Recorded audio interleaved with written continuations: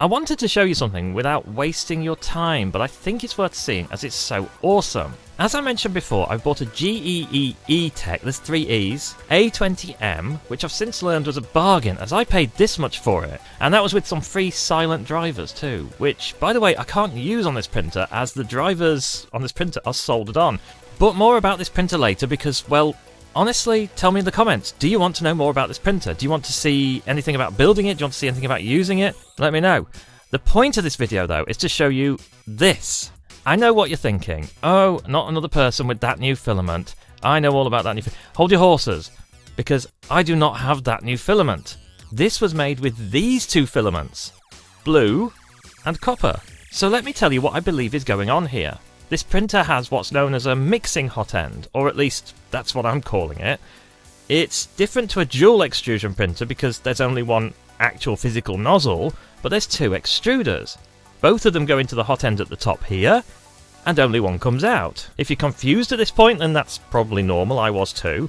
What you'd expect to happen with this kind of setup is to only be able to use one filament at a time, so you'd back the other out of the filament path, putting the new one in. But actually, it seems like this particular setup is even cleverer than that. There's a Y joint in here, presumably Y-shaped because anything else would jam up. This is inside the actual heat block.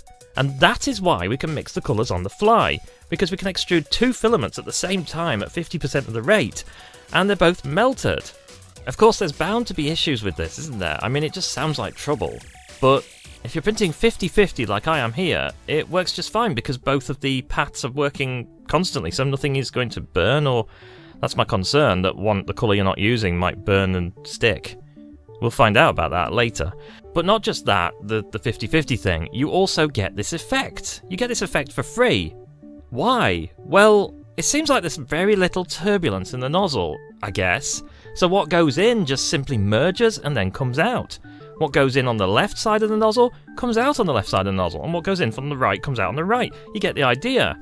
And as a footnote, I believe that's how that other filament works too, as far as I've seen anyway. So if you wanted to replicate this, then you could obviously buy that other filament, but if you want to use your own colours, you'd have to replicate this setup. You can buy these hot ends, and I will link below if I can find one, but bear in mind that you would also need an extra extruder, and of course you need a board that supports 2 extruders, which most don't unless you have an octopus or something.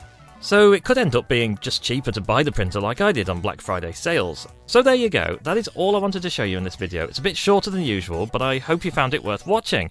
Comments are welcome as always. I will see you next time.